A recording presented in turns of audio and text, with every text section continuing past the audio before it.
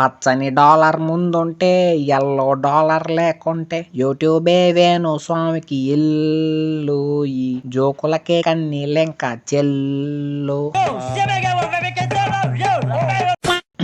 ఏం మందల రోస్టింగ్ అంటే ఏంటో ఈ వీడియోలో మీరు చూస్తారు, నేను చూపిస్తాను. Ladies and gentlemen, your family friendly roster is back.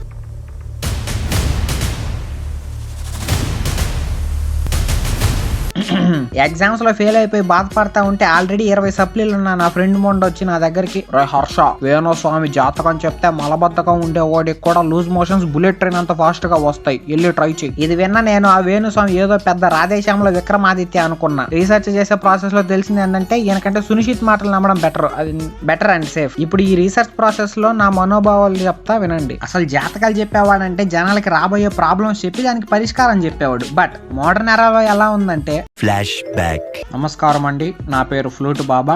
వచ్చే అమ్మవాసికి టిఎస్ సీఎం కూతురు కిడ్నాప్ అవుతుంది. హాయ్ శ్రావణి, నా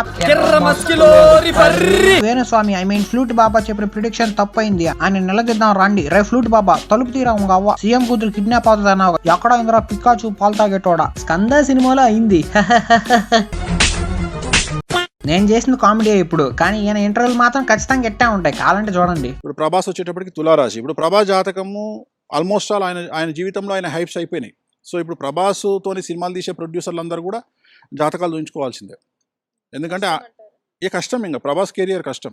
అది సలార్ ఇప్పుడు బ్లాక్ బస్టర్ అయిందనే పాయింట్ నేను చెప్పను, యూజ్ కూడా చేయను. నెక్స్ట్ వచ్చే కల్కి, దాని తర్వాత వచ్చే రాజాసాబ్ అండ్ స్పిరిట్, ఇవి కూడా హిట్ అవుతాయి. ఇది ఎవరన్నా చెప్తాడు, మినిమం బేసిక్ సినిమా నాలెడ్జ్ ఉన్నాడు. కానీ ఈయన స్పెషాలిటీ ఏంటంటే లూజ్ బుక్ ఆల్రెడీ ఇండియాలోనే ఆల్ టైమ్ ఇండస్ట్రీ కొట్టిన హీరోని ఆల్మోస్ట్ ఎవరు టచ్ చేయని పీక్ స్టేజ్ దాకా వెళ్ళిపోయాడు ఆయన. దీని తర్వాత 2-3 ఫ్లాప్స్ పడంగానే చెప్పేశాడు ప్రభాస్కే ఇంకా అన్నీ ఫ్లాప్లా. అరే ఈశ్వర్ కూడా ఫ్లాపేరా.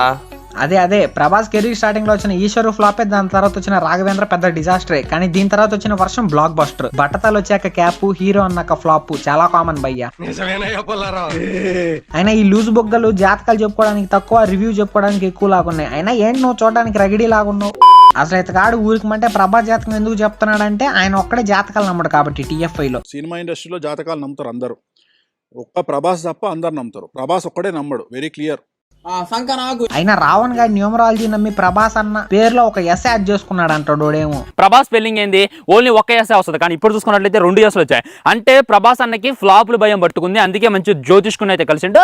అందుకే తన యొక్క పేరులో ఒక ఎక్స్ట్రా లెటర్ అయితే యాడ్ చేసుకుంటూ. ఏం చూడకపోతే ప్రభాస్ అసలు కెరీరే లేదంటాడు. ఇద్దరు భలే తగలడ్డారా. రే శుభమా, నీ లూస్ బొగ్గల బాబాయ్ గురించి మాట్లాడుతుంటే ఈ సైన్ ఎందుకురా ఇప్పుడు. అసలు వేణుస్వామి ఎంత ముద్దుకుంటాడ్రా, చూస్తుంటే బొగ్గల్ని మిల్కింగ్ చేసేయాలనిపిస్తుంది. ఆ బొగ్గలు చూస్తే నీకేంటి, నాకు కూడా పులుక్కొని తినాలనిపిస్తుంది. అవునా మోడీ గారు, నాకు కూడా భలే ఇష్టం ఆయన బొగ్గలు. తనకి ఏదన్నా అయితే మోస్ట్ ఎఫెక్టెడ్ పర్సన్ నేనే. వేణుస్వామి అంటే నాకు ప్రేమ కాదు, కసి. నువ్వు ఆయన బొగ్గలు చూసి మిల్కింగ్ చేయి, ఆయనేమో పెద్దవాళ్ళ జాతకాలు చూసి వాళ్ళ గ్రహాలు మిల్కింగ్ చేస్తాడు. సో వాళ్ళు ఏమనుకుంటారు, సినిమా హిట్ కాగానే వేణుస్వామిని దులుపుదామని దులిపారు. సినిమాలు పక్కన పెట్టి బాబాయ్, నెట్ఫ్లిక్స్ లో రిలీజ్ అవగానే ఐబొమ్మలో డౌన్లోడ్ చేసుకొని చూడొచ్చు. అసలు ఈ స్టైల్ ఏంటి, స్వాగ్ ఏంటి, ఆ కళ్ళద్దాలు ఏంటి, కళ్ళకి ఏ ఫిజిక్స్ ల్యాబ్ లో కొట్టేసావు. అయినా అమెజాన్ బదులు బేవకూఫ్ యాప్ బాడీ సైజ్ కి తగ్గట్టు ఎక్సెల్ కళ్ళద్దాలు ఆర్డర్ పెడితే XXL డెలివరీ అయ్యాయా ఏంటి అసలు. అయినా నీ పొట్ట చూస్తుంటే రేపో మాపో XXL పిల్లోడికి డెలివరీ ఇచ్చేలాగున్నావు. అయినా ఎదవ కళ్ళద్దాలు ఒకటి. అరే మౌర్య, ఎంతైనా వేణుస్వామి చెవులు భలే ఉంటాయిరా, అరిటాకులాగా వెడల్పుగా, చూస్తుంటేనే కొరికి తినాలనిపిస్తుంది. ఒరే నువ్వు రోజు చేస్తున్నట్లేదు, వదిలేస్తే ఆయన నూనెలో వేయించుకుని తినేసేలాగున్నావు. ఎంత శనివారం ఉపవాసం ఉంటే మాత్రం చెవులు తింటా అంటావా, ఇంకా నయం మెడ కొరుక్కొని తింటా అనలేదు. మెడెక్కడ ఉందరా అసలు, బ్రిటిష్ వాళ్ళు కోహినూర్ ఎత్తేసినట్టు ఈయన మెడని ఒబేసిటీ దొబ్బేసింది. అయినా బ్యాంకులో దాచిపెట్టిన మనీ పోద్దేమో గానీ ఈయన మెడలో ఏపీ క్యాపిటల్ కూడా సేఫ్ గానే ఉంటది. నీ బాడీ షేమింగ్ జోకులతో ఏదో రోజు నా ప్రాణానికి తీసుకొస్తావరా నువ్వు. ఎందుకురా ఎప్పుడు చూసిన బాడీ షేమింగ్ చేస్తావు. ఫ్లూట్ బాబాయ్కి బాడీ ఉంది కాబట్టి షేమింగ్ చేస్తున్నా. అదే నల్లక్క జోలికి ఎప్పుడన్నా వెళ్ళానా చెప్పురా చెప్పు. నువ్వు మారవలే, నెక్స్ట్ క్లిప్ అయ్యి. ఎంసీజీలో క్రికెట్ చూస్తా ఉన్నా. అబ్బా రామచంద్ర ప్రభు, క్రికెట్ లో కూడా వచ్చేసాడు. అయినా జాతకాలు చెప్పేవాడు క్రికెట్ ప్రిడిక్ట్ చేస్తే బెట్లేసి ఈ పాటికి క్యాసినోలు పబ్బులు పెట్టుకోవచ్చు. ఆల్రెడీ వేణుస్వామికి ఎన్ని ఉన్నాయి కదా. హార్ట్ లో హోలు పడింది. ఎవరి జాతకం? 11 మంది ప్లేయర్స్ కదా.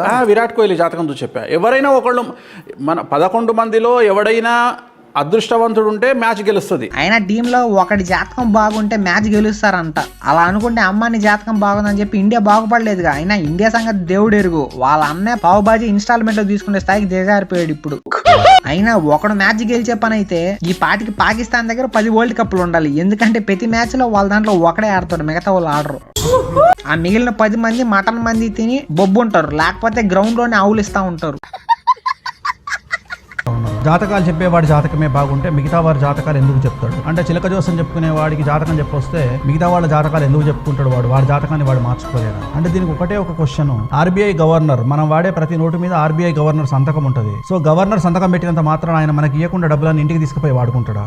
అయినా హర్ష అనే మహానుభావుడు ఒక మాట చెప్పాడు, if you can't convince them confuse them. ఇప్పుడు ఇక్కడ 1 వర్డ్ ఆన్సర్ చెప్పరా అంటే 10 పేజీలు ఎస్ఐ చెప్పాడు. స్టిల్ అది మ్యాథ్స్ పేపర్ రాసింది, కానీ ఇచ్చిన క్వశ్చన్ పేపర్ ఏమో తెలుగుది. ఇది వినేదానికి ఎట్టుందంటే టాలీవుడ్ లో మంచి యాక్టర్ పేరు అడిగితే ఎవడో జానీ సిన్స్ అన్నాడంట. ఇంటర్వ్యూకి డబ్బులు ఎక్కువ ఇచ్చేసారని ఎక్కువసేపు కూర్చుంటే గ్రావిటీకి ఆ బుగ్గలు ఇప్పటికే సాగిపోయాయి. ఇంకొంచెం సేపు ఉంటే బార్డర్ దాటేసి పాకిస్తాన్కి వెళ్ళిపోతాయి. పోలీసులు కంప్లైంట్ ఇవ్వాలన్నా కానీ జాతకం చూసి ఇవ్వాలి, లేకపోతే ఒక బొగ్గనే దొరుకుద్ది, ఇంకోటి మిస్సింగ్ అవద్ది. ఎందుకంటే పోలీసులు దొరికిందే ఛాన్స్ అని ఇంటికి ఎత్తుకెళ్ళిపోతారు అనమాట. 2024 ఎలక్షన్ల తర్వాత ఆంధ్రప్రదేశ్ రాష్ట్ర రాజకీయాల్లో ఒక పార్టీ ఉండదు. పెట్టేయి, చేయికి 10 ఏళ్ళు ఉన్నాయని ఎక్కడ దొరికితే అక్కడ పెట్టేయాలని. సినిమాల్లో, క్రికెట్ లో, పాలిటిక్స్ లో, ఆ రావణ్ ఫర్యుగాడి ముడ్డులో. ఓకే, అయినా ఎలక్షన్ల తర్వాత ఒక పార్టీ ఉండదంట. కేపాల్ పార్టీ, అదే ప్రజాశాంతి. ఓపెన్ చెప్పండి. అదేంటది? చెప్పనేంటి భయ్యా, చెప్తే ఏమవుద్ది? ఇప్పుడు అలర్ట్ అవుతారుగా, ఇప్పుడే ఎత్తేస్తారు పార్టీని. వచ్చే నెల యుగాంతం వచ్చి ప్రపంచం సంకనాగిపోద్ది, కానీ ఒక పరిష్కారం ఉంది దానికి. ఏంటి చెప్పండి, అసలు ఎలా వస్తుంది? చెప్పనేంటి అయ్యా మళ్ళీ. ఎగ్జాంపుల్ 2016లో ఐ థింక్ ఇంకా ఎంగేజ్మెంట్ కూడా అవ్వలేదు. సమంత అండ్ నాగ చైతన్య సంబంధించి నేను ఇంటర్వ్యూలో చెప్పాను. ఏమని చెప్పానంటే వీళ్ళిద్దరికి డివోర్స్ అవుతుంది అని చెప్పాను. ఎంగేజ్మెంట్ టైంలోనే విడిపోతారని ఇంటర్వ్యూలో చెప్పాడంటే అది కూడా 2016లో. అది కాదు భయ్యా, నీకు 2 వస్తే బాత్రూమ్కి వెళ్ళి కూర్చుంటావా, లేకపోతే ఇంటర్వ్యూకి వెళ్ళి ఎలా వదిలేస్తావా? లేకపోతే ఏంటిది? వాళ్ళు విడిపోతారని ముందే తెలిస్తే ఆ పూజలు యాగలేదో చేపించచ్చుగా. నాన్న ఇంటర్వ్యూలో యారగాలు వచ్చి చూసినోడు అమ్మో వేణుస్వామి పెద్ద మేధావి, స్టీఫెన్ హాకింగ్ అమ్మ మొగుడు బొక్క అనుకుంటారు. ఇవన్నీ వాళ్ళు సెలబ్రిటీలే, వాళ్ళ పర్సనల్ లైఫ్ లో ఏదో ఒకటి ఉంటది. చిన్న చిన్న విషయాలు కూడా బయట పడిపోతా ఉంటాయి. అయితే మాత్రం ఇలా పబ్లిక్ గా విడాకులు తీసుకుంటారని ప్రిడిక్షన్లు చేయకూడదు బాబాయ్. ఇప్పుడేంటి నీ దూరదృష్టి విషయం అని జనాలు ఒప్పుకోవాలి, అంతేగా. ఏది నీ పవర్ యూజ్ చేసి నాకు అడ్రస్ రేట్ ఎంతో చెప్పు చూద్దాం. రాజభోగి వేరు, రాజయోగి వేరు. ఓకే, తేడా ఏంటి? రాజయోగము అంటే సీట్లో కూర్చోవాలి. రాజభోగులు అంటే జీవితంలో లగ్జరీ అనుభవించేవాళ్ళు. జాతకం చెప్పరా అంటే సినానిమ్స్, యాంటోనిమ్స్ అని గ్రామర్ చెప్తున్నావు. భోగులు, యోగులు అంట. ఈ 2 గానాలు ఎవరు? బోకులా. Money and she. మనీ అంటే డబ్బు, షీ అంటే అమ్మాయి. ప్రపంచాన్ని శాసిస్తారు. తెలుగు పదాన్ని ఇంగ్లీష్ లో డివైడ్ చేశాడమ్మా. వచ్చిండా సైంటిస్ట్. పూర్వం లక్ష్మీ గణపతి ఫిలిమ్స్ లో డబ్బింగ్ చెప్పేవాడివా భయ్యా నువ్వు? లక్ష్మీ గణపతి ఫిలిమ్స్, దెయ్యాల కోట, అతీంద్రియ శక్తులు గల మానవుడు. ఈయన ఎట్టా వదిలేస్తే విజయవాడని చూసి విజయాకి వడ ఇస్తే ఏపీ క్యాపిటల్ వైజాగ్ అయిపోద్ది, ఇవ్వద్దు అంటాడు. ఎక్కడన్నా మొహం కింద మెడ ఉంటది. ఈయన మెడ మాత్రం చిన్నప్పుడే హాస్పిటల్లో తాకట్టు పెట్టేశాడు. ఇప్పుడు వడ్డీ కట్టేదాకా డాక్టర్ వెనక్కి అంటున్నాడు. హార్ట్ లో హోల్ పడింది. అందరం చందాలు వేసుకొని ఇడిపించేద్దాం, అయినా కానీ మళ్ళీ తాకట్టు పెడతాడు ఆయన.